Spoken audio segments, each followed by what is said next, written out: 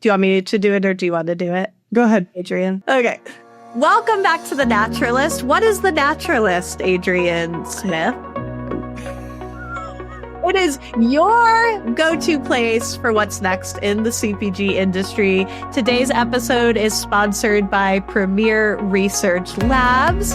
Thank you, PRL. Today, we're talking about mission-driven brands that give back to highlight how business can be a force for good. I'm Jessica Rubino, co-host of The Naturalist. And I'm Adrienne Smith, and today we're so glad to be joined again by Meredith Kaufman. Meredith, tell us a little bit about what you do. Right. Thank you for having me back. As Adrienne said, my name is Meredith. I'm an editor at New Hope, and I'm looking at my boss, Adrienne, trying not to laugh. Well, excited to have you, Meredith. And we're feeling festive. It's the holiday season, Thanksgiving week. It officially is. I'm kind of sad. This is the first time that I have done The Naturalist without being in the middle of the two of you in the studio. So. Yeah.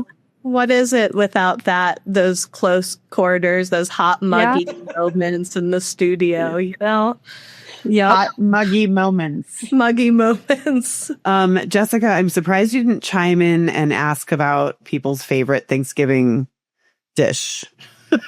That's so funny you say that because I was going to, and then I'm like, maybe everyone's sick of sharing their favorite dish with me every year because I always ask. But okay, for twist my arm. Last time, favorite Thanksgiving dish. Well, I actually may have prompted you because I wanted to share something. No, I actually have never made this, but I want to make it. But I'm also wondering if it's too much work. It's called the ombre gratin.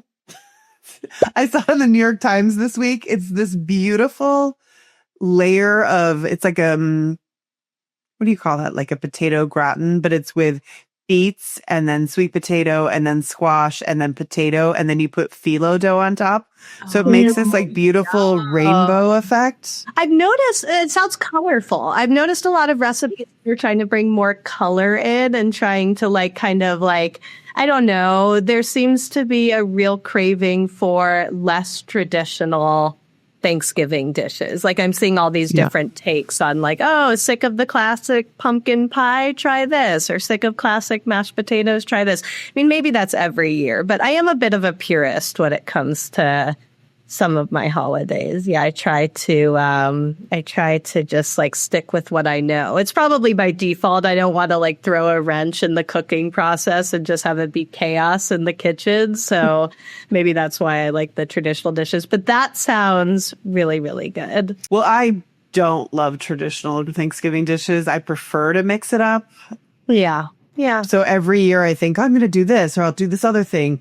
And then it gets around, Thanksgiving rolls around. And I'm like, I got a couple days off work. I'm just going to hang out. I don't feel like cooking the whole time. And so then I just make all the traditional stuff because it's just easier. It's like robotic. I don't know. I think it doesn't. Turkey's a little hit or miss, mainly miss. But I'm gonna interject and defend turkey because I was a vegetarian for a very long time. So I used to have a non-meat option. And it was always dissatisfying, but then I feel like I had something to prove to my family at the time. So I'd pretend like I really liked it, the vegetarian option. Mm-hmm. Oh, right. Even though it wasn't that good, but now that I am no longer vegetarian, I love turkey. I'm all about the dark meat and the gravy. So I'm with you on that for sure. Well, I wonder if there's other former vegans and vegetarians who would agree. Well, Mickey, my husband, was a vegan, a many-year vegan who now is going to be responsible not eating the turkey, but also cooking the turkey this year. Yeah. Well, I cracked the Adrienne that you love that I think we talked about last year, right? I talked about it a lot last year. And I've ordered it again this year because for me, cracking that turkey code means I can just have more time to make other things that I'm more excited about. Yes. So Diestel Farms pecan wood smoked turkey. It's pre-cooked and you just take it out, put it in the oven for an hour, and it's the best turkey I've ever had. Moist, smoky, delicious, and could not be easier. Wow, that sounds incredible. And of course, Diestel has incredible birds. They have regenerative, they have organic, they have heirloom birds, and they just have really good practices. So it's a great company, family owned. So many better options now. Yeah, I'll have to try that one year. But this year, we're just going to, take up the oven for 5-6 hours of the day, scramble for every other dish. So worth it. So worth it. My favorite dish is the cranberry upside down cake by Alice Waters' classic recipe that I love so much. I brought it to the work gratitude luncheons. I make it every year. And then my mom has this cranberry bread that she makes that is so good. And I'm like, Mom, bring 10 loaves of that, please. Yes. Well, here we are, Thanksgiving week, ready to eat and be faithful. And ready to talk about some great brands. So, Meredith, thanks for being here, as always. Thanks for having me back. I'm honored. Yeah. I guess for those who really want to do a non-traditional Thanksgiving, you could exclusively focus on brands that really embody the spirit of gratitude. And who knows what might appear at the Thanksgiving table, but, the inspiration for this gallery, which is all about brands that are giving back year round, was, okay, we love Thanksgiving food. And we have the Thanksgiving food gallery, which I know the two of you have already discussed, but what about those brands that really embody the spirit of, Thanksgiving? And so I think for me, the first thing that I was really thinking about as I was just beginning to do some research is this industry as a whole is so mission driven. It's actually, I want to say it's overwhelming in a really good way, because you start to realize that almost any brand in the natural products industry probably fits into this whole spirit of gratitude and giving in some way. So it was hard to limit it to 10 brands for your gallery, I'm guessing. I think so, because I feel the two things that were really striking to me are, of course, on the one hand, there are brands that have a great charitable component to giving. We can dive into some of those brands in a moment. But then the other thing are brands whose business models are really based off of being part of their community. And so just to kind of dive right in, Belvas was our 2025 Next Award winner in People Forward. And it's a chocolate company that's obviously based on making amazing chocolate, but they have a component that's really about providing value for the individuals who grow the cocoa. So the brand has worked with their growers to help a lot of them become organic certified. And they've also given the growers an ownership stake in the business, which is really unique for the cocoa industry. And then the last thing that they do is reinvest in those communities. So they've actually helped build cocoa processing facilities in those communities. So the money from the cocoa growing is really being reinvested in those local communities. And can I also just interject here that when I looked at your gallery on newhope.com, I was super excited to see Belvas is the first brand, because they have such a strong mission-driven ethos, but also because it is so good. I actually bought one of their bars at Sprouts last week. It's this Dubai style chocolate stuffed with a raspberry paste. And it was the best thing we've had in a long time. In fact, my family, we ate it in, I'm going to say one day. It was so, so good that I am under strict instructions to go buy more of it. So, great company, great mission, and great chocolate.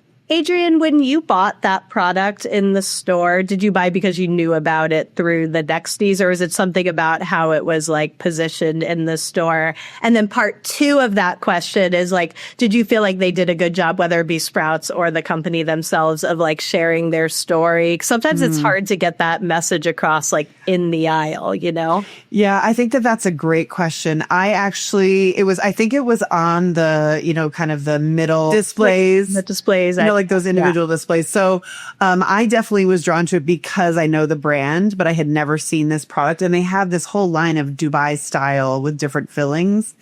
And but I think that's a great question, because no, I didn't see it particularly highlighted on the shelf, and I may have just missed it. And also, they did not do a very good job of explaining that on their packaging because it was this beautiful clear wrap. So you could really see the beautiful chocolate through it, but it didn't really have a lot of explanation on it.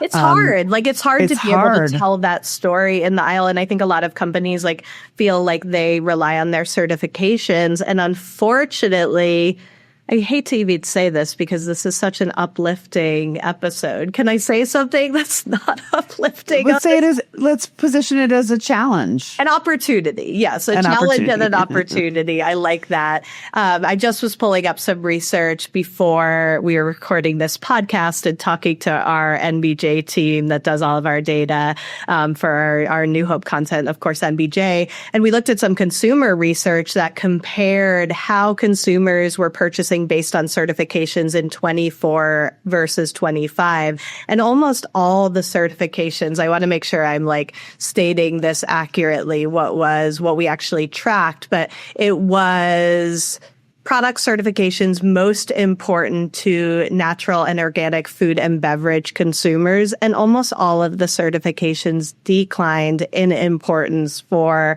consumers across generations. Younger generations definitely prioritizing. So Gen Z in particular, and likely even younger, prioritizing some of the certifications more. But we are seeing kind of a decrease in prioritization of certifications, at least from some of our research that came out earlier this year. And that we presented some of this at State of Natural and Organic at Expo West. But I do think that's a challenge, right? Because certifications are kind of the simplest way to communicate some of the values of your products. And we know that a lot of these companies either go deeper than that, or what they really want to convey is that people-first approach or community-centric approach to business. So if consumers are no longer relying, and I'm not saying this will be into the future, right? Like this might have just been an early 25 or into 25 thing that we'll see turn around in 26. We'll do more of this research to really track it. But I found that pretty interesting, a little concerning, a good challenge. And maybe the challenge is around A, getting consumers to care about certifications and understand what that means, but B, to communicate what you're doing beyond certifications and to really connect on that emotional level. And as you pointed out, Adrienne, just have a really delicious, awesome product, right? That's going to get that consumer for the first time. I agree 100%. And just in Belvas's defense, which I know you weren't attacking. No, but I just felt guilty because I started thinking maybe they did have the story on the back of the packaging. And we ate it so fast that I'll fact check. I'm going to buy some. I'll have to buy some more and check it out for the fact check. But anyway, I think that's a great point, Jessica. We've certainly been hearing a lot about certification fatigue and whether or not that will continue or if it's even a real thing. And, time will tell. This episode of The Naturalist is sponsored by Premier Research Labs. Premier Research Labs, PRL, founded in 1987 by visionaries Dr. Robert Marshall and Dr. Linda Forbes, is a trailblazer in professional-grade nutritional supplements, driven by purity, fueled by innovation, and unwavering in its commitment to uncompromising quality.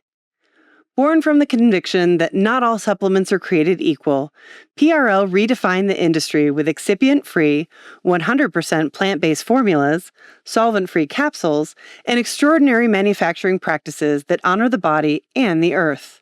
With rigorous orthogonal and energetic testing, rejecting over 70% of raw materials that did not meet our exacting standards, PRL sets a premier benchmark for safety, potency, and trust.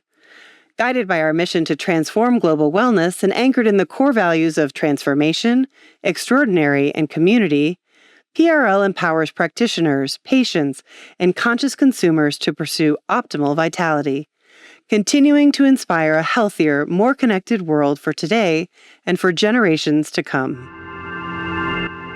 Before we move on, I just want to add to that, Adrienne and I learned so much about these brands because they are submitting for the Nexty Awards, and that's when we really get the chance to go deep. What's interesting is some of the brands that I've either met them at Expo West or Nutopia Now, or I've read their application for the Nexty Awards, and I know just how deep they really go in their mission-driven component, but it's not always online. And it's not like, it's kind of like a, if you know sort of thing, but it's like, I almost want to share the news with everybody else out there who might not have access to the same information. Because I do think, certification discussion is super interesting, but I also think that whether or not a product has a certification, when you know that there is this amazing mission-driven component, most people do want to support those brands. Yeah. Another brand that I wanted to talk about, this was a brand that I had met at Newtopia, and I think, Adrienne, you might have as well. It's Appalachian Botanicals.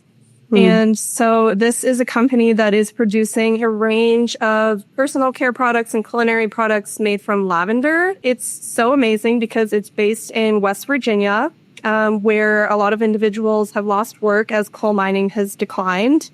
And basically, they're retraining former coal workers to basically be like lavender farmers. And in the process, they're also reclaiming coal mining land and growing the lavender on the land and then turning it into a value-added product.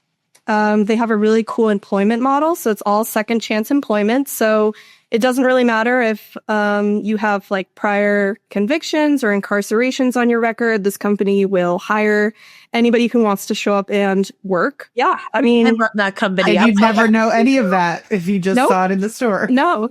Yeah. They're such a great company, and they're focusing so I love that like economic development piece that they're really converting, like what was a whole industry there. And like you said, put a lot of people out of work and have this land that isn't being used. So they've thought so holistically about how they use their business to support economic development in a region where people are really impacted by, the decline in that industry. And so I think that's really in the coal mining industry. So I think that's really cool. And I love that they're focused a lot on men's personal care products, right? Like they had a lot of, if I remember correctly, like beard oils and things like that I thought were really fun. And we've highlighted that as an emerging category for many years now. Men start buying. Men are emerging. Men are emerging in their grouping. So I have a question for the two of you. And be honest, have you ever been that person that has like hung out in Sprouts, buy a product like this just to tell other people about it? Because raise your hand. Like a stranger? Yes. Like telling a stranger to buy a product? You've never done that before? Like hanging out by the Belvas Chocolate and then someone picks it up and I'm like, oh, that's a great company. Let me tell you all about their mission. You don't do that? Oh, now I'm the creepy weirdo. I definitely feel like I've been tempted to want to be a grocery store know-it-all every time I'm in Whole Foods. Like Adrienne, a grocery. I just want people that understand the story behind these brands, right? You're such a good steward of these responsible businesses. All of these things, but that we know that the soundbite that Maddie's going to pull is I'm the creepy weirdo. Meredith, one of the companies on your list that I had never heard of before was Harry's Famous Sauce. And I like that the label, it says born to be zesty. It just spoke to me.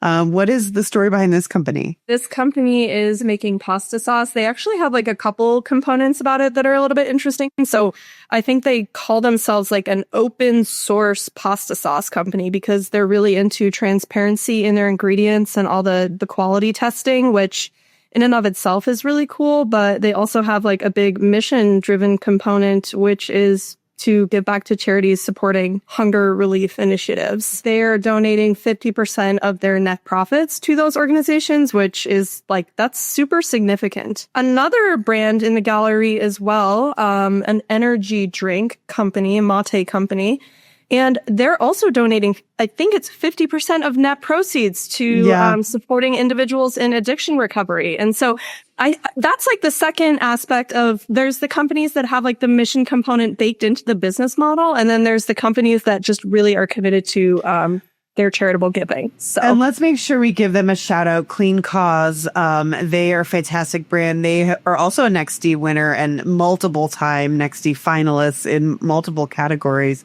And I was just going to say the same thing. They also donate 50% to supporting addiction. So really cool company. I just wanted to make sure we said their name. And such a good range of, like, Meredith, you've done a great job of highlighting, like, what does it mean? And I had talked a minute ago about certifications, but like this just shows mission-driven business can mean so many different things. And so when we have all these companies in this conscious products industry, and I think this kind of just demonstrates why that's such a great term for this industry, because it's about creating products that are healthier, better for people and planet, but so much more. Those missions that are behind the company are really powerful and so diverse. I did want to go back to the Harry's Famous Sauce thing for 2 seconds, just because I know we have to go through everything quickly, but they're all so interesting. But what does it mean? Like, they have this whole section on their site that says, what does it mean to be an open source company? And they provide so much detail on all of the ingredients that go into their products. I've really never seen anything quite like it. It's very cool. And they have